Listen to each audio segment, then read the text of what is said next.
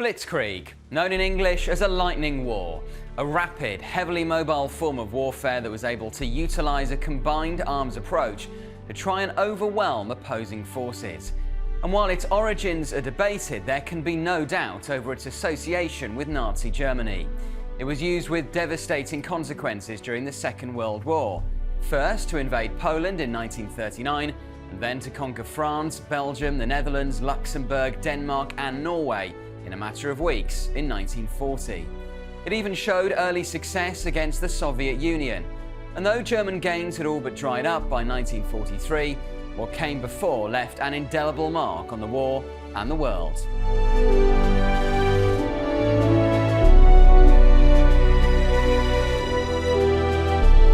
I'm James Hanson. This is Times Radio History, and welcome to History Undone, the show where we look at how the briefest of moments can shape our world.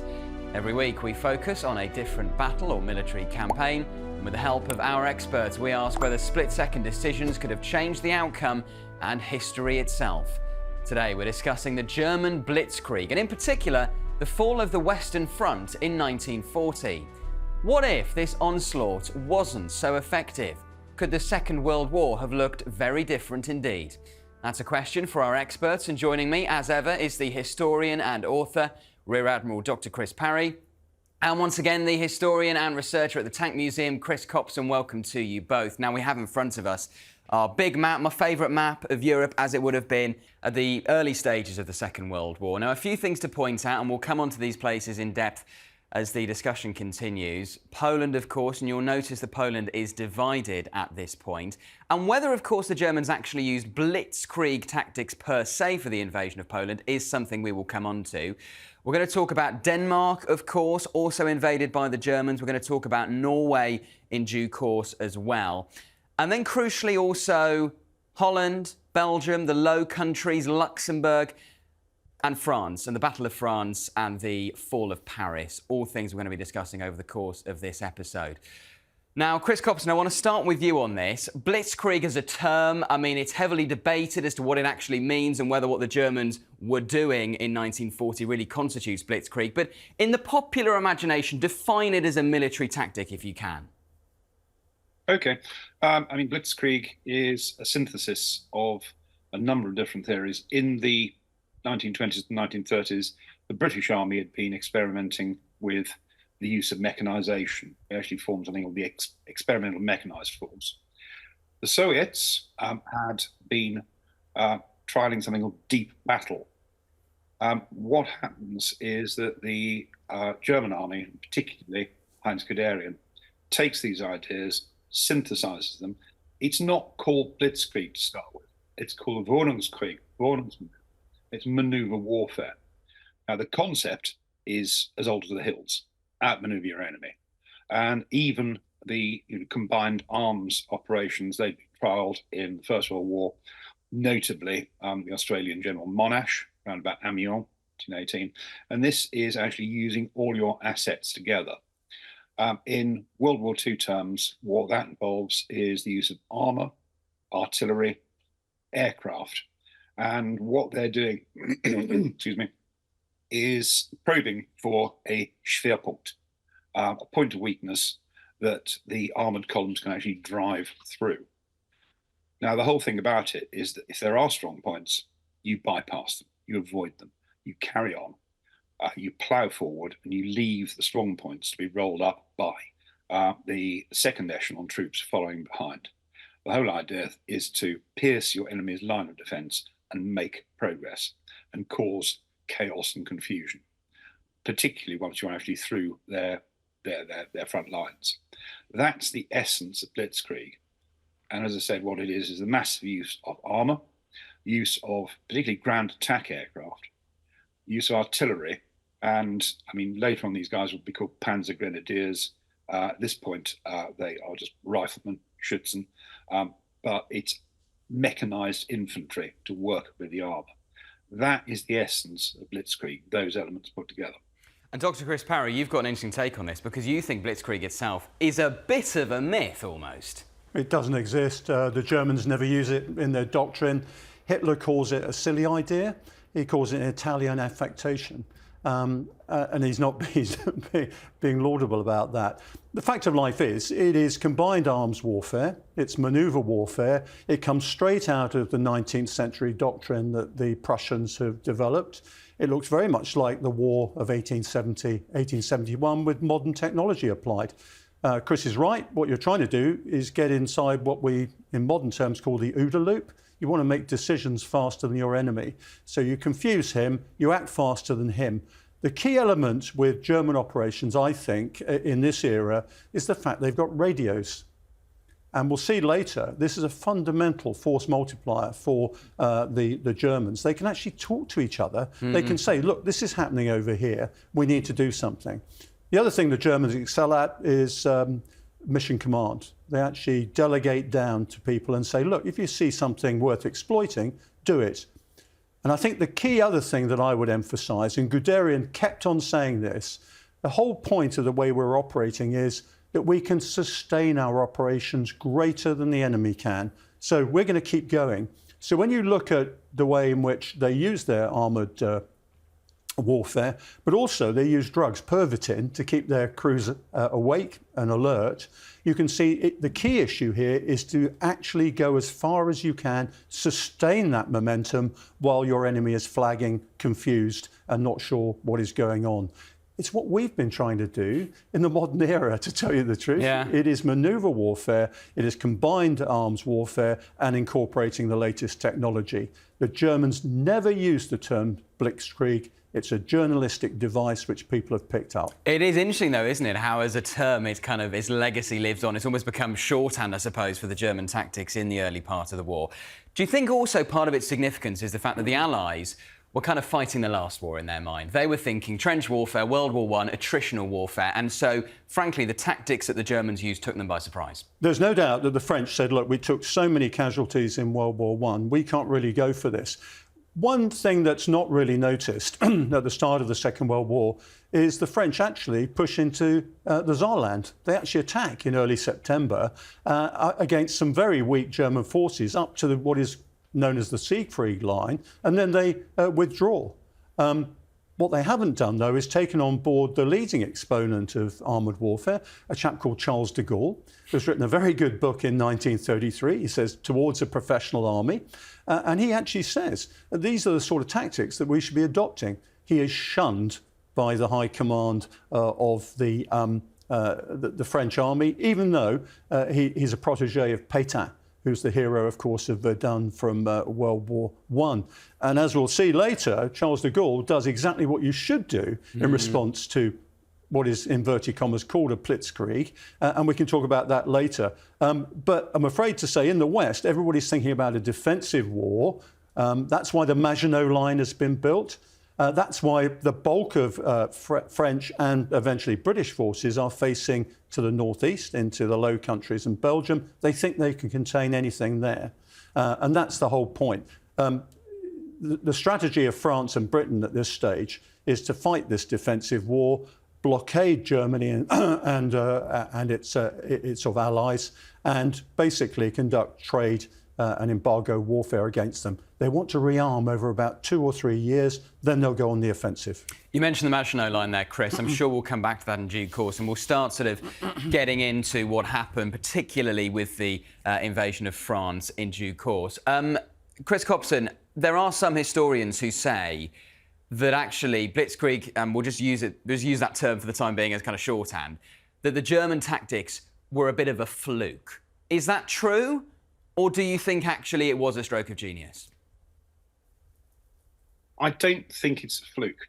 I mean, they had redesigned their army with the emphasis on the Panzerwaffe, the tank corps, with the intention of fighting that way. They'd learnt from the British, I mean, guys like Little Halt, advocates of mechanisation. They had also learnt from, as I said earlier, the Russians, this deep battle theory, and it's a synthesis of those two. But as Chris has alluded to a few minutes ago, their big advantage is they've really nailed down communications.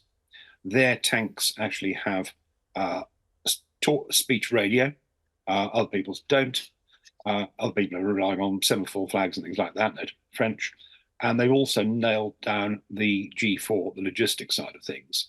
So they are able to keep their tanks moving. So I don't think it's a fluke. I think it is thoroughly well thought out. I think in the end it works better than they'd ever envisaged it was going to do. But no, I think that's what they prepared for. That's what they're doing.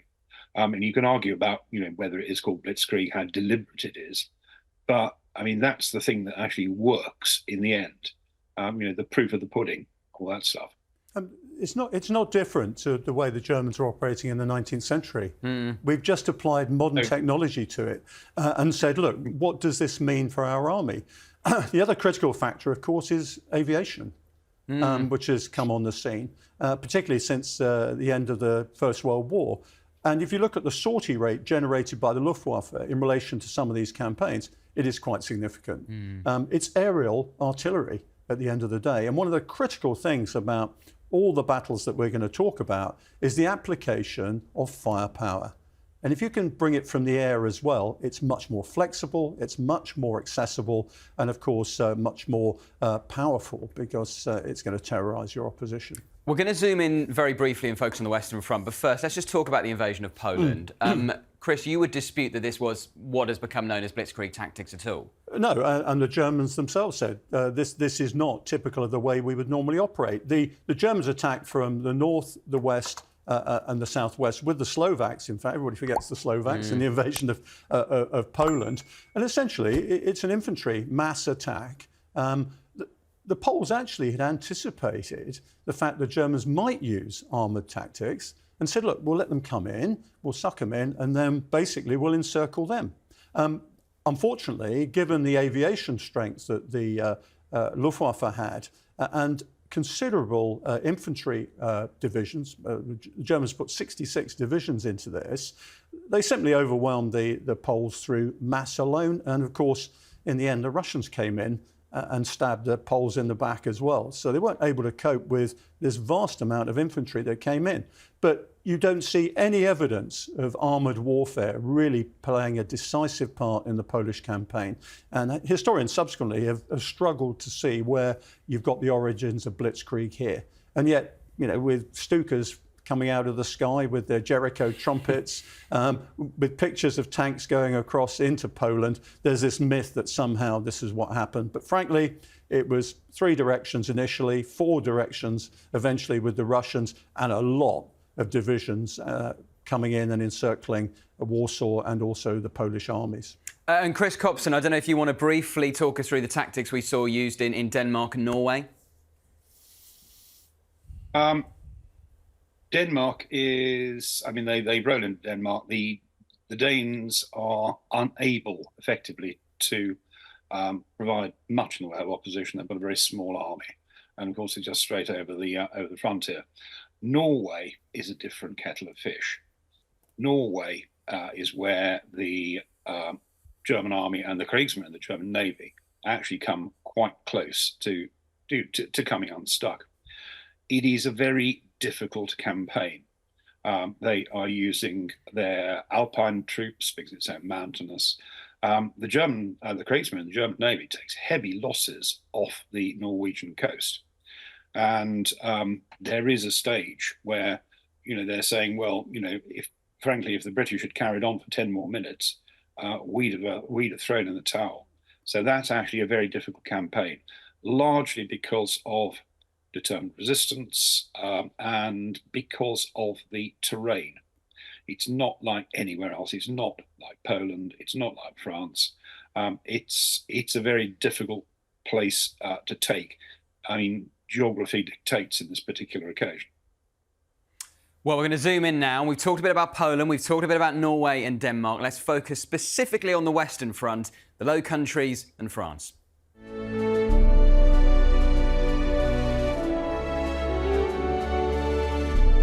OK, now as you can see, we've got a new map in front of us now, and this shows the situation in northwestern Europe on the 21st of May, just 5 days, of course, before the British evacuation of Dunkirk. Before we get into that, Let's just run through some of the key stats involved with the fall of France. The Germans committed over 3 million troops, around 2,500 tanks and over 5,000 aircraft to the assault. And despite these huge numbers, their casualties were only around 156,000. The Allies paid a heavy price, with around 400,000 casualties, 1.8 million captured, and of course over 338,000 evacuated at Dunkirk. Now let's go back to the map now. And the first thing to say, you'll notice we have some representative models of tanks on the board. Now, tank aficionados, don't beat us up. They're not meant to be exact replicas of the tanks that would have been involved in this campaign, but they are just representative. Now, a few key points to point out on this map. First of all, you've got the three army groups. You've got Army Group B in the north, you've got Army Group A, that's von Rundstedt, and then you've got Army Group C that feints towards the Maginot Line in the south. This is the Maginot Line down here. Crucially, of course, you've got the River Meuse as well, which I'm sure we're going to be talking quite a bit about, and the various crossing points as well. You've got Dinant and you've also got Sedan as well. And then, crucially, up here, you've got Dunkirk, where the British will evacuate. You've also got Arras as well, which we've previously done a whole episode of History Undone about. Go back and check it out. That's a really significant engagement at Arras that we may touch on as well in due course as well. And then, of course, you've got Paris as well. So, Dr. Chris Parry, to start with you, what are the Germans planning here? From about October 1939, Hitler and his staff are thinking about what they need to do in the West. And the initial plan, actually, is just to take over Holland and Belgium. They're not thinking about an invasion of France. But gradually, it evolves into, well, if we're going to get involved in Holland and France, in Holland and the Netherlands, then the French are going to get involved at some stage. So it's best that we take the initiative. So it gradually evolves into how are we going to take out France and any British expeditionary force as well. And initially, the plan is, well, let's just go through the Netherlands and Belgium. And people are saying, well, hang on, that's going to cause about 500,000 casualties if we do it in the old way. And there's a real debate going on, right up to the point where von Rundstedt and his Chief of Staff, Manstein, say, look, we think we've got a better way of doing this. Why don't we go through the Ardennes? And there's uproar. The German generals say this is way too risky. We can't do this. And what happens, in fact, is Manstein is reallocated. He's sent to East Prussia, almost into internal exile by Halder, who is the Chief of Staff of the army. And then Hitler gets to hear about it and asks to be briefed. And what happens in the end is they say, right, what we're going to do is we're going to set up about 29 divisions in the north under Van Bock. They're going to invade the Netherlands and Belgium as we planned. We're going to form a huge group of about 49 divisions, of which most of the armour is in the centre here with Army Group A under Rundstedt. And in the south, we've got von Lieb, who provide essentially flank defence and also fix the armies that are actually on the Maginot Line here. And what reinforces that is their original plan was captured by the Allies back in January 1940 when a German aircraft crashed at Mechlin in the Netherlands. And so initially the Allies thought, well, this is a bluff. This is a man that never was in reverse. But in fact, they're attracted by it. But the whole point of the German plan is to attract the bulk of the French army and the British Expeditionary Force to the northeast here to face von Bock.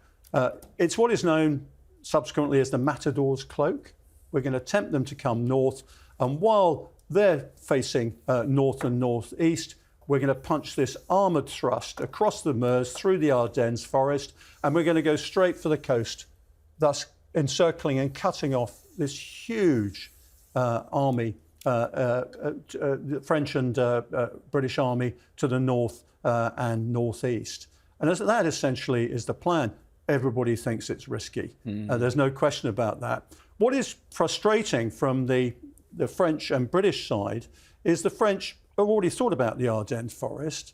They think, it's impenetrable. And even if they do come through here, what we'll do is we'll concentrate armies in a pincer formation to cut anything off that comes through the Ardennes. Even more frustrating is in the build-up to this, the Swiss intelligence are saying, we're seeing quite a lot of build-up of motorised and armoured German units on the Luxembourg border. The Consul General in Bern says, I'm getting indications here that the 8th to the 10th of May is looking pretty pregnant for an attack here. And there's a 100-kilometre, essentially, traffic jam of German armour and vehicles happening here. What's interesting is out of the 157 German divisions, only 16 are motorised. Almost everything that's coming west right now is horse-drawn. And of course, that's much more difficult to pick up with aerial reconnaissance. What is also squeezing the French is that almost all their reconnaissance flights are being shot down by the Luftwaffe. So they're not actually getting eyes on the ground about what's happening here. But Gamelin, the commander-in-chief of the French forces, he doesn't care. He wants a defensive war. He doesn't want to go onto the offensive too early, doesn't want to take huge casualties. And by the way, we've got this one rogue element called Charles de Gaulle, who thinks we should do armoured warfare. We're not doing that, even though we've got great tanks. Well, that's a really interesting point you raised. And I suppose one of the key things to understand about this, Chris Copson, is the fact that, yeah, if you are Gamelin, if you are the French, you're thinking, well, you know, we're set up for a defensive war here. Between the Maginot Line and the natural defence that they assume the Ardennes is going to be, we'll kind of be OK. Yeah, I think that's very much it. The Maginot Line was built. It's not used to, oh, the French are hiding behind the Maginot Line. No, Maginot Line is there to force the invader to go further north, to actually come through Belgium, where he can be, in theory, fought to a standstill. I mean, there are three options for Belgium. You can either steam right the way through and join up with the Belgian army, somewhere like the Elbe Canal, right over in the east. You can sit on the French border, but that's too close for comfort. So what they opt for is something called Plan D. They're going to advance to the River Dyle, which is roughly halfway between the German border and the French border. And that is where they will make a stand. But it's one of those, you know, they are thinking defensively. They're taking on an army which is committed to rapid offense with a defensive plan. And that is all going to come unstuck. I mean, it works from the German perspective. French armies and the BEF are pulled into Belgium, but its subterfuge is the Matador's cloak. Right, let's get them out of the way, bogged down in Belgium, then we'll go through the Ardennes. That's fundamentally what it's all about. Well, Dr. Chris Parry, let's come on to their offensive operations. We've got the tanks on the map. Do you want to move them around and talk us through, if you can, in about 5 minutes, what actually happens with what became known as the German Blitzkrieg campaign? OK, so this is what was subsequently called by Churchill the Sickle cut. And you can see the sweep of the German attack right through to Abbeville on the coast up in the northeast there. So what happens is we initially get a thrust into basically Belgium and the Netherlands. You get obviously the Germans spreading out all over that. You have airborne attacks, parachute attacks on some of the Brussels fortresses. There's a famous glider-borne attack on very heavily fortified Belgian fortresses. And totally disrupted. And to be fair, the Belgians and the Dutch put up a pretty good fight, but they're overwhelmed very much, not only by the 29 divisions that are devoted to that, but also to the aviation that is coming in and hitting them from the air.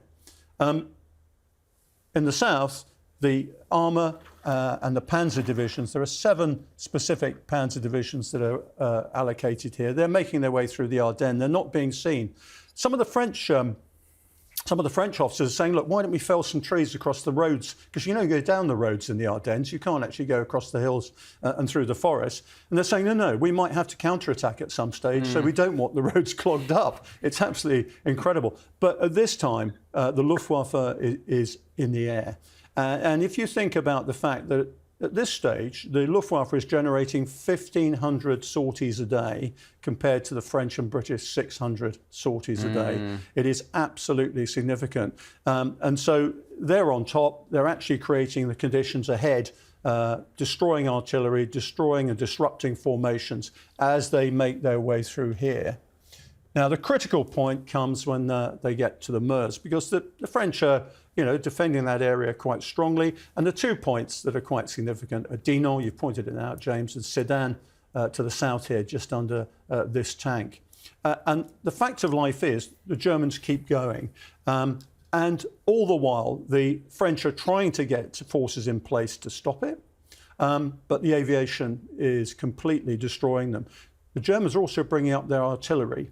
What we've got to bear in mind is that these armoured formations are way ahead of the infantry and logistics. Well, let's put a bit of infantry on the board. We've got these red blocks. Way These behind, can yeah. symbolise some of the German infantry. The fact of life is that what is able to happen is the Germans are able to bridge the Meuse quite successfully and get their armour across, and they're heading this way now. At this point, the French are quite worried about what's going on because they weren't expecting this. They don't have the forces to actually counter it. These armies down here are recent conscripts.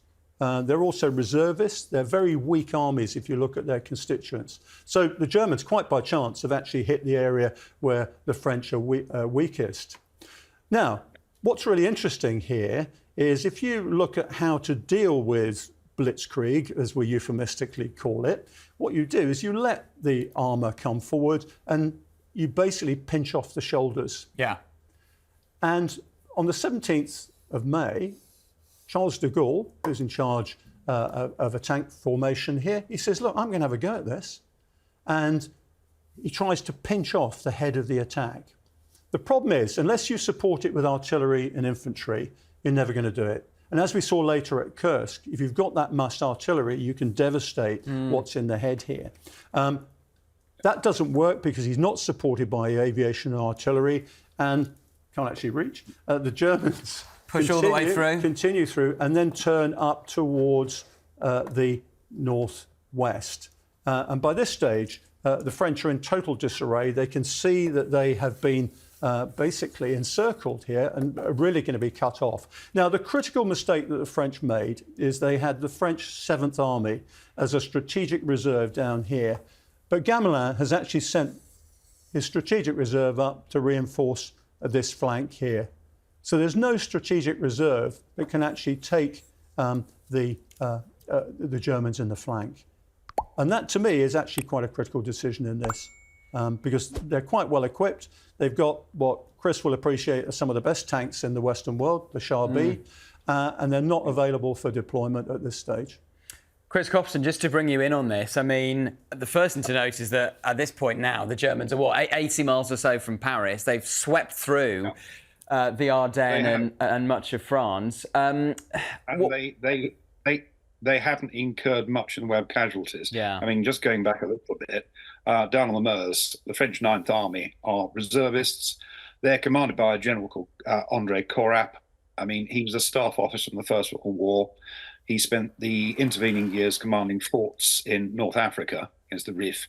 And, he's completely unable to cope with the realities of modern armoured warfare. Going forward from that, they do manage to get some armoured divisions. The French they've begun to mechanise. They've actually got 3 Division Cuirassé armoured divisions, but those are thrown in piecemeal. The 1st French armoured division, which is probably the best unit of the lot, is destroyed at a place called Flavion, mainly because it's out of fuel, because their logistics system has collapsed. So that's the point where there are crossings at Dinant, crossings at Sedan, and one guy in particular comes in here. We've talked about him before, and that is Rommel. Rommel has never commanded an armoured division before, but he's got 7th Panzer, and he's a very quick learner. And he goes screeching across countryside. His division, the 7th, the Oberkommando der Wehrmacht are calling it the Gespenster Division, the Ghost Division, because not even they knew how far he'd got. He goes straight across country, and he is that division is the one that actually halts pretty well for the first time at Arras. Well, Dr. Chris Parry, let's bring you in on the topic of Arras. And as I mentioned a moment ago, we did a full episode of History Undone about this, because it really is. It's not necessarily one of the most famous battles of World War II, but arguably one of the most significant. Just give a sense of a brief summary of what happens there and why this shows how, in a sense, you can take the fight to the Blitzkrieg approach. Yes, I mean, I think we need to give a call out to somebody else as well here, and that's Heinz Guderian, who's actually alongside Rommel in this push forward. I mean, the Germans call him Hurry Up Heinz because he's so keen to get to Abbeville.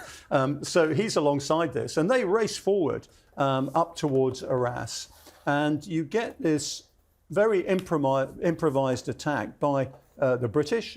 As you say, we've covered it before, and the idea is to pinch off the head of the attack here.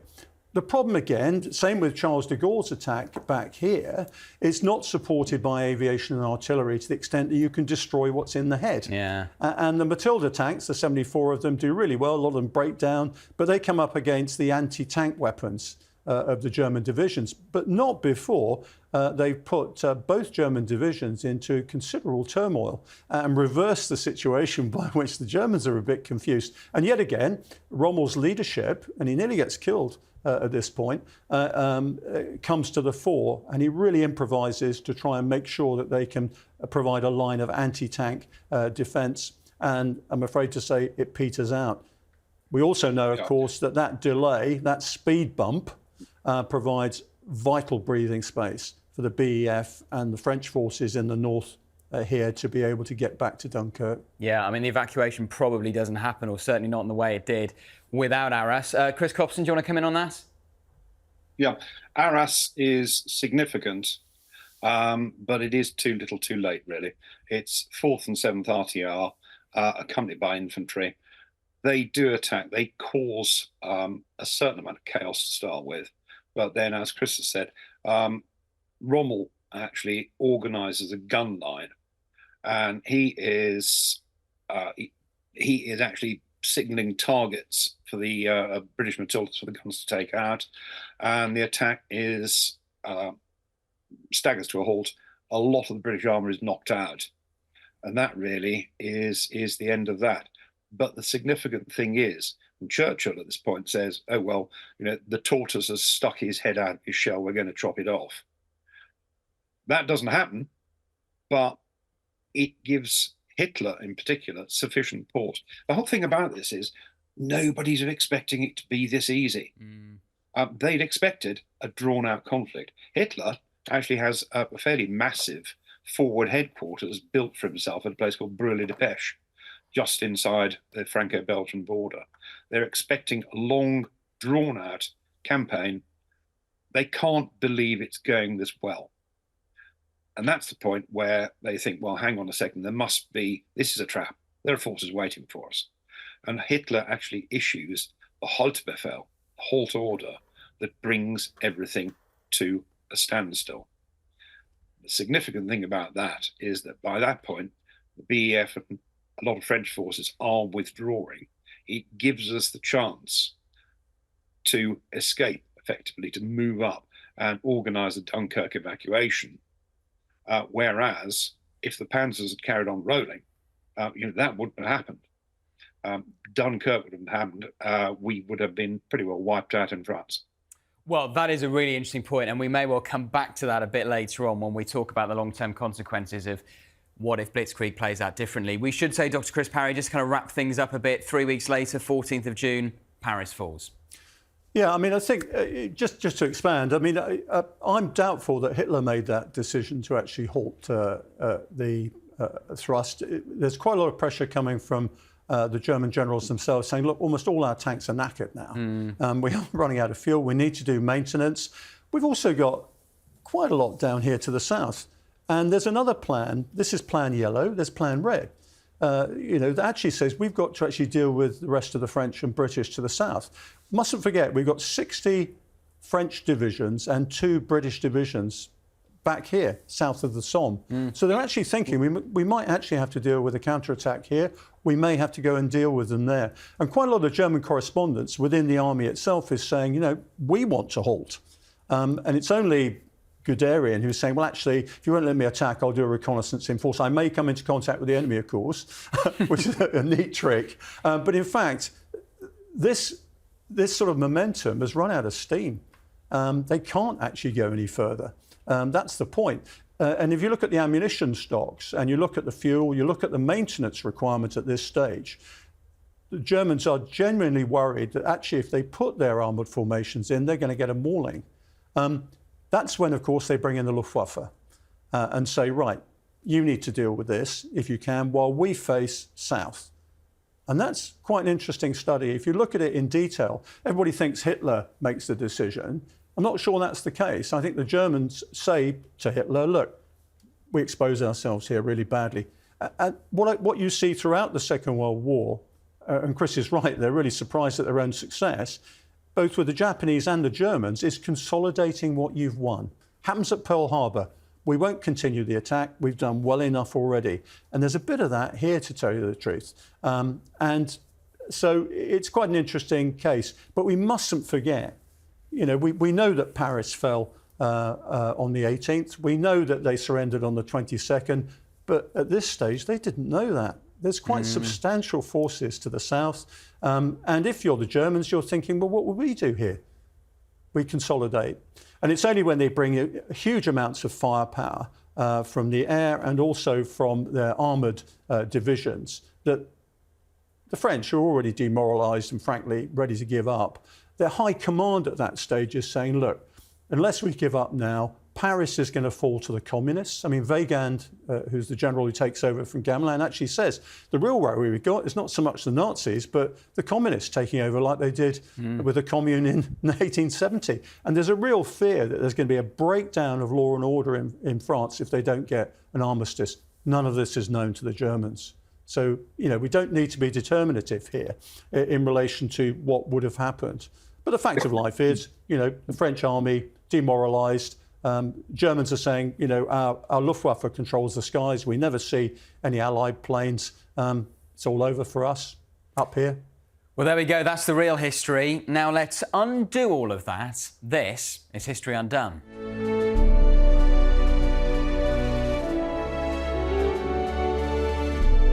OK, now let's ask ourselves some really big questions. And could the Blitzkrieg campaign have played out differently? Chris Copson, I want to start with you.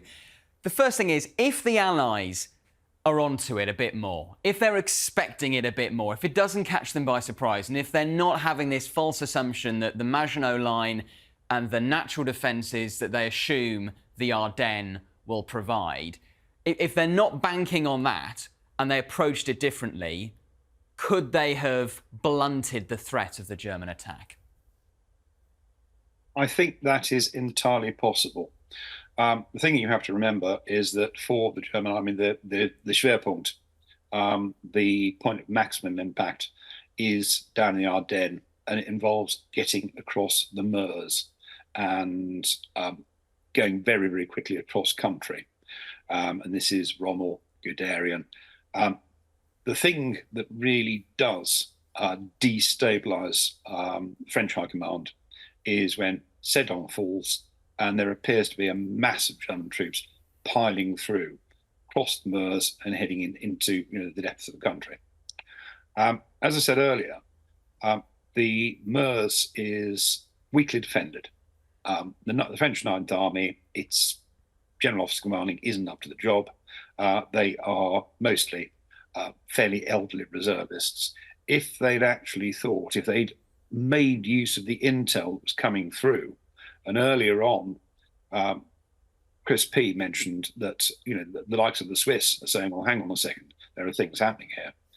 If they'd actually had the sheer nous to realise that Belgium is the Matador's cloak, and the serious threat was down in the Ardennes, if they'd moved units in there and done more to actually hold the Meuse. I mean, an opposed river crossing on a river like the Meuse is not an easy thing to do. I think it's entirely possible they could have held up the German thrust across the Meuse, and that would have put an entirely different complexion on the whole thing. Whether that would actually mean that Army Group B up in the north has rather more to do in terms of the main offensive thrust switches to them. But what it would have done is, I mean, when Sedan falls, as I said, the heart goes out of the French High Command. Yeah. Oh, cool. We have lost. Stop that happening. Might have been an entirely different scenario. I mean, Chris Parry, do you agree with that? I mean, I suppose in essence, you've got to stop them somewhere. And would the Meuse have been the most realistic place to stop them? I think we've got to look at French psychology here. Sedan's really important. This is the site of a famous battle in the 1870-71 war. And it sticks in the French memory here. It's a real nightmare. But of course, in 1870-71, the Germans went straight for Paris. So even if you're thinking they're coming from that direction, what you're worried about is that turned down to the southwest. And by the way, could they have done that? Could they have just gone that way? They could have done that. Yeah. And I mean, it's interesting. Chris says, about how weak the French are here. We've got to bear in mind that 45% of the German army is over 40. So they've got experience, but, they're getting on a bit. And over 50% of them have only had about a few weeks training. So the German sort of ability to get people together and fight together is quite extraordinary in this. So that is another force multiplier. The fact of life is, if you knew they were coming through the Ardennes forest and you're Gamelin, and Gamelin said, when he was told that the Germans might do to France what they did to Poland, he said, look, France isn't Poland. Look at what we've got here.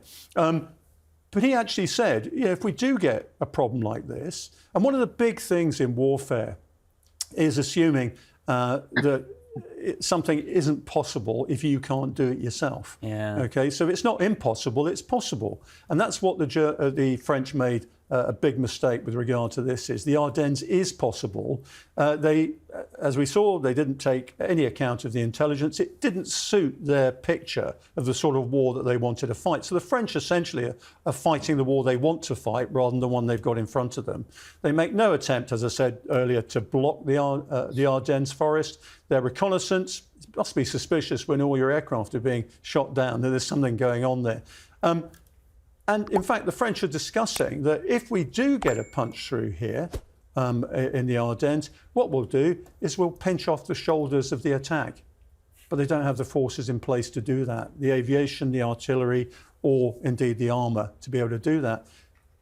Charles de Gaulle's got it. He has a go at that on one side, but he hasn't got the aviation or the artillery to do that. And so they just go forward. It's as simple as that. I mean, what's extraordinary about the Ardennes is, of course, they show it to the French in 1940, and they do it again in 1944 to the Allies. It's quite extraordinary that people don't cover this sector. I mean, the Germans love the place. Yeah. Chris Copson, is there a scenario in which if the Maginot Line spreads further north, that changes things? Well, the problem with that is that the Maginot Line was constructed on, obviously, the Franco-German border. The reason it doesn't go any further north are two. One is the actual geology. A lot of the land is low-lying. It's not suited to building the sort of fortifications that you need for something like the Maginot Line. And the other thing is that up to 1936, Belgium is an ally. In 1936, Belgium becomes neutral, and that totally changes things. I mean, the Belgians have actually built a line of fortresses on their border, on the Albert Canal. Chris B mentioned earlier the German glide assault on the massive fortifications at Eben am Ijl. But the problem is that you don't build a massive fortified line between yourself and an ally, a friendly country. 36, that changes. 36, right, okay, well, we've actually got the invited into Belgium. If an invasion starts, that will put us on the back foot. But we are still going to push forward. And what we'll do instead is to move up to Plan D, the defensive line that they'd projected on the River Dial. So, I mean, those are the reasons why the Maginot Line doesn't go all the way through to the coast. One of the things I think we're underestimating here is the dominance of the Germans in the air. They're generating probably 3 times the sortie rate that the Allies are. The French aren't even putting their best bombers in there because they're anticipating a long war. We'll save them for later. And they've got some of the best fighters as well. The MS-406, really good fighter, but they don't actually get them up in the air. They don't have a control system to be able to get them to operate with the army. And I think in this respect, if you look at the Meuse crossing, throughout that crossing, the Germans generated 4,000 sorties. On one day alone, 1,000 sorties. And the other issue is that the Germans have got nearly 10,000 anti-aircraft guns, rapid firing in the famous 88mm, and nearly 56% of Allied aircraft are lost to ground fire. So this is an element that is always underestimated and under-considered in this battle. And if you're going to do this properly, let's just have a look at D-Day. The Allies generate 14,200 sorties on the 6th of June, 1944, against the Germans, 600. Now, look at that preponderance it took to actually defeat the Germans. Yeah. The Germans have managed to do that in much smaller scale, but of course the ratios, are quite critical here. And I think that's one aspect of so-called Blitzkrieg that is underestimated at the expense of the armour. Just one final thought on how the campaign itself could have played out differently. You know, we've obviously been discussing really how Blitzkrieg could have been stopped, but it could have been even more successful for the Germans, could it not, Chris Copson? Because as we've discussed, if Arras doesn't happen the way it happens, if the Dunkirk evacuation doesn't go ahead, I mean, you're talking about some enormous long-term consequences for the rest of the war. Yes. If the Battle of Arras hadn't been fought, as Chris P was saying earlier, the Panzers have done a colossal number of miles. They are actually needing to halt. They are needing to rest and refit and resupply. But if Arras hadn't happened, I'm quite convinced the likes of Guderian and Rommel would have kept on going. And that would have meant that the long streams of Allied troops retreating north towards the coast would have been cut off. That pocket would have been pinched off. Dunkirk wouldn't have happened, and you'd have 330 Allied soldiers either killed or going into German captivity. The reason where actually Dunkirk is thought of as a victory, as Churchill said, retreats are not victories, effectively, but it does mean that we've got the core of an army which will be able to fight again. This is going to be a bit, I'm going to stray off the subject here, but I always think British tanks in 1940 are junk. They really are. I always think one of the advantages of Dunkirk is the fact that we had to leave all that rubbish behind in France and go and find something better. But that's just me straying off the subject. But no, essentially, if they'd managed to roll through Abbeville and cut off the coast, that would have been an utter disaster. Chris P? I think, one thing we have to really consider here, it is possible to defeat this type of warfare. We've hinted at it already, and if you go later on in the war, if you are the sort of opponent who can absorb the initial shock, you've got defence in depth, and you've got the aviation and the artillery to be able to hit the head of the assault from the flanks, then you're going to defeat this. Because they tried again at the Battle of the Bulge. Absolutely, and if you remember, Kampfgruppe Piper was destroyed in that way, exactly that way. It was the most advanced Kampfgruppe that got in the Battle of the Bulge. And if you think about it on a bigger scale, the Battle of Kursk is that. Yes. It's defeated entirely, this combined armed approach is defeated entirely by absorbing the shock, defence in depth, and being able to funnel artillery in particular, aviation again, and enough troops to be able to staunch the wound, if you like. And that's how you defeat the so-called combined armed approach, Blitzkrieg, of the Germans. That's how you do it. And dare I say it, that's how we were going to do it during the Cold War. if the Russians ever came westward. We're going to use aviation, we're going to use mass firepower to destroy an enemy that had penetrated into Germany.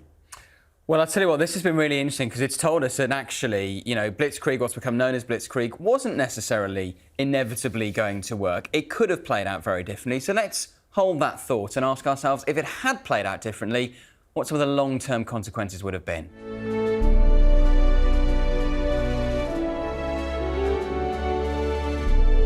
OK, we've zoomed out again now. We've got our big map of continental Europe in front of us. Dr. Chris Parry, first of all, as we explore some of these long-term consequences of Blitzkrieg, we should probably just answer, did it achieve its aims, both from a military but also from a political perspective?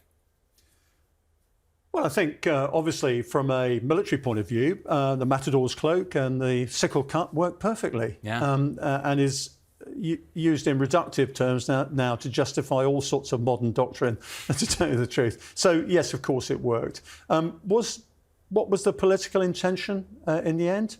I'm not sure what the political intention was initially. It certainly wasn't to take over the whole of France. It was certainly to get Belgium and the Netherlands. I think it was to push the French back to a point where they would probably have an armistice, convince Britain too, actually, that was probably worth coming to the peace table. I think it's only once they turn south and start taking on the remainder of the French divisions and the two British divisions that they realise, actually, there's more to this that we can exploit.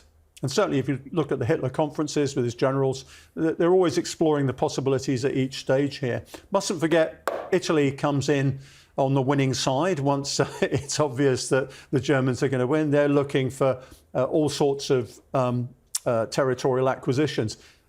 They actually advance into the Alps and get absolutely hammered by the French. The French lose 200 and the Italians lose 6,000.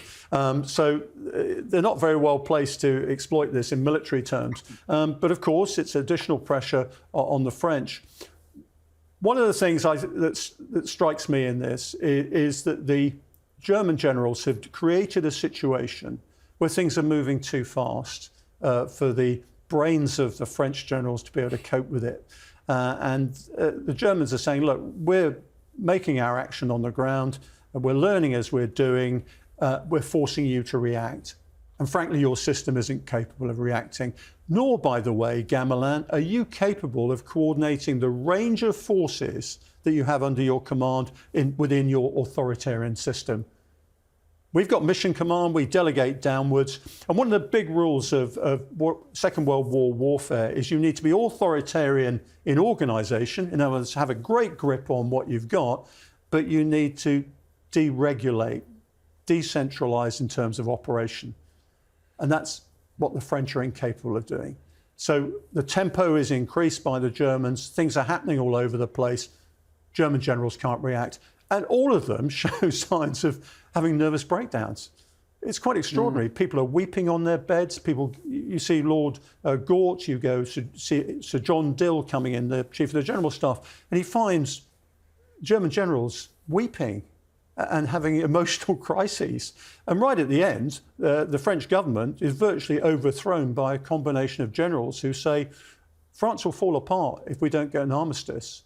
And Pétain, Weygand, who are pretty right-wing anyway, are saying, look, it'll fall to the communists if we don't do something here. Yeah. And the armistice is forced essentially by the high command, not by the politicians. Chris Copson, Chris Parry made a really interesting point there about obviously the fact that as Blitzkrieg is happening, the Italians haven't formally joined the war. So let's just say that Blitzkrieg is stopped at the Meuse. Do the Italians join the war? I think probably they don't. I think Mussolini jumps in when he realises that the German army has been massively successful, and he sees the opportunity to, as Chris said, make territorial gains in the Mediterranean and especially in North Africa. But I think it would have been he'd been thinking slightly differently. If the German army has been fought to a standstill on the Meuse and up in Belgium, that puts an entirely different light on things.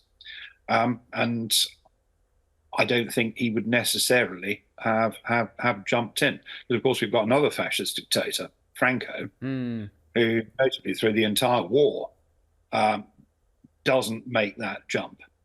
He actually very, very pro-German. He's been helped out in the Spanish Civil War massively. But at the same time, he is resolutely not entering into the armed conflict, despite the fact that he could probably have, again, made territorial gains, potentially expanded the Spanish possessions in North Africa. But he, I think, rather wisely sits on the fence. Well, Mussolini thinks, no. Mussolini, this is a... Yeah. If you look at the Italian archives, the discussion they're having internally at the time is, well, how about we just take Malta? Yeah. Okay, we'll take Malta. Yeah. Okay, but it's going to fall into our lap anyway, because Britain's going to surrender. The other thing that he says to his generals is, well, we'll make a push in the Alps. We'll declare war, but we're not going to fight. He actually says that. I mean, so that tells you what the Italian position is in these situations. OK, let's just go with this scenario that Blitzkrieg is stopped at the Meuse, because we kind of discussed that might have been one of the most realistic points. Therefore, you don't get the fall of Paris. Therefore, you don't get Vichy France? Oh, yeah. I mean, the whole situation then becomes, I think, very much like the First World War. You've got a face-off, even more like Ukraine today, I suspect. That's what it looks like, a very ragged front line. You've got the Maginot Line still intact, of course. So the Germans are pretty stuck on the border there. They've taken over Belgium and the Netherlands. But the really intriguing prospect is that in 1938, when Hitler went into Czechoslovakia, there was a German army plot to say, if this isn't successful, we're going to overthrow Hitler. And that persists right through to this point here. And one of the things that people have found out recently is that Halder and the General Staff are saying, again, if this doesn't work, then what we're going to do is we're going to overthrow the regime. And of course, it's the fact that it works so spectacularly that, of course, the German army goes, well, he's been right twice now. Fair play. Three times now he's been right. And of course, then it leads to Barbarossa. But what's really intriguing is if Halder was very nervous about it, that actually what he'd been doing was below the radar. And later on in the war, of course, he's actually arrested in 1944 and very narrowly escapes at the end of the war.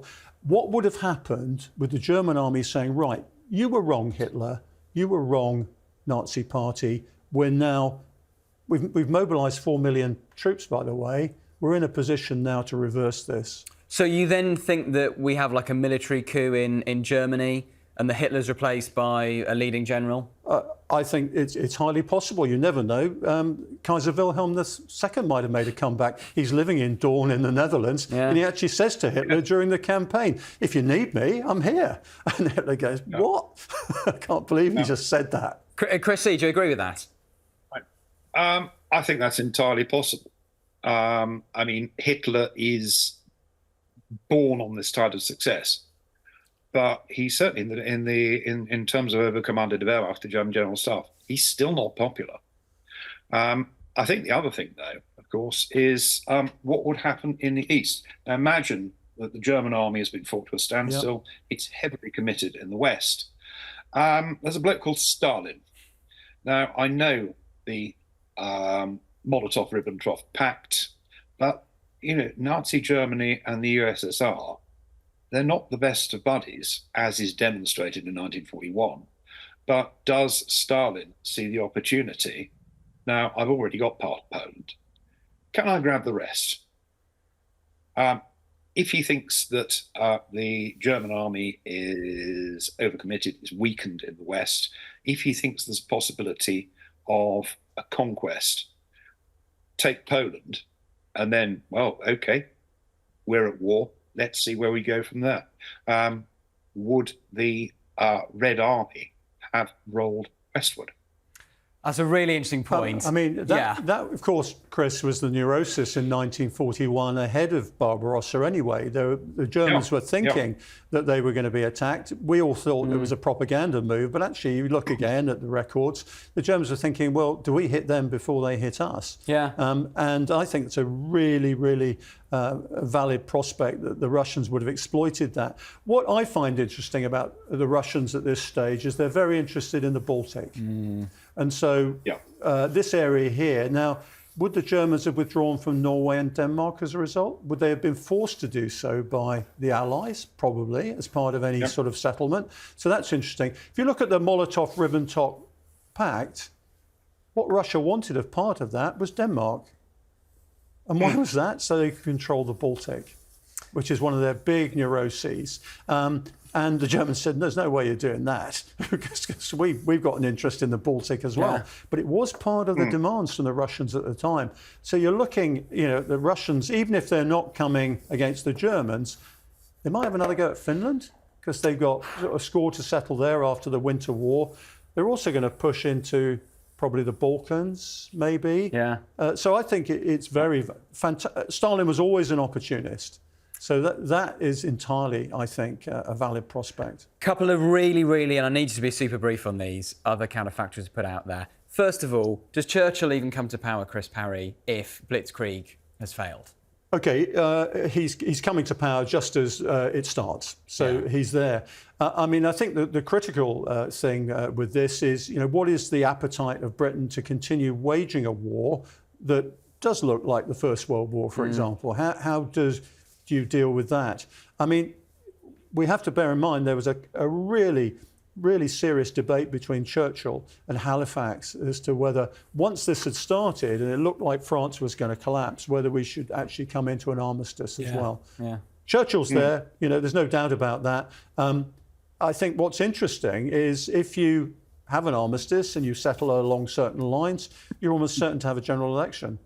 So would Churchill have been re-elected under those circumstances? Not sure. So much to unpick here. We could talk about this for hours. I'm afraid that is all we've got time for. But I think what we've learned today is that, first of all, Blitzkrieg could have failed. It wasn't guaranteed necessarily to be the success that it ended up being, from a military perspective at least. And had it failed, let's say the Germans had been stopped at the River Meuse, what could the long-term consequences have been? Well, first of all, Paris doesn't fall, you don't get Vichy France, and you end up with a Second World War that looks a lot more like the First World War. Trench warfare, attritional warfare, what then happens as a result? And how does Stalin in the USSR feel about that? Does he sense an opportunity, therefore, that if the Germans are bogged down in this attritional trench warfare, much like World War I, does he think, hang on, I've already got half of Poland, I'm going to push further into Poland, maybe I'm going to look at the Baltics, maybe I'm going to look at Finland, can I end up getting Denmark even? Very, very significant consequences. And crucially, what does Mussolini do? He almost certainly doesn't enter the war because he was inspired by the success of Blitzkrieg. He was a bit of a glory hunter. He wanted to come in behind the Germans. Does that happen if Blitzkrieg fails? And also, crucially, what happens to Hitler personally? Because if he is a busted flush, if his great strategy of Blitzkrieg and rolling into the Low Countries and France fails, then is he ousted by a coup, a military coup in Germany? Does the Nazi regime fall, and is Hitler replaced? Some massive long-term consequences, all stemming from what became known as the Blitzkrieg campaign. That is all we've got time for today. My thanks to Chris Copson and Rear Admiral Dr. Chris Parry for joining me. And we'll be back undoing more battles from history very soon. But in the meantime, remember to like this video and subscribe to our channel, Times Radio History on YouTube. And if you like this, why not subscribe to Times Radio's main channel, where you can also catch me presenting Frontline, our interview series about the war in Ukraine and other global conflicts. And we'll see you next time. Goodbye.